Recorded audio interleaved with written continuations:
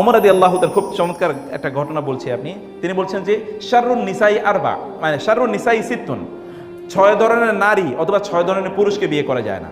6 ধরনের নারীর কথা তিনি বলেছেন, 6 ধরনের নারী এবং বিপরীত আপনারা বুঝবেন যে 6 ধরনের পুরুষ যারা ভালো করে, এটাকে আমাদের প্রত্যেকের জন্যই প্রযোজ্য। এখানে ছেলে মেয়ের ইস্যু না, ইস্যুটা হলো ক্যারেক্টারটা কতটা গুরুত্বপূর্ণ।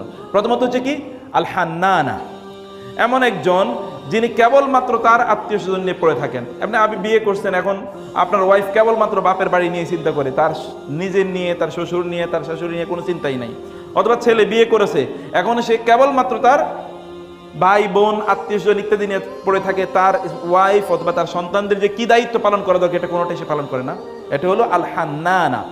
খেয়াল রাখবেন, এরকম নারীদেরকে বিয়ে করা অথবা এরকম পুরুষদেরকে বিয়ে করা ঠিক না। 2 নম্বর হচ্ছে আল আন্নানা, খালি অভিযোগ, তুমি তরকারি ভালো করে রান্না করলা না, এখানে আজকে লবণ কেন বেশি হলো, এখানে কেন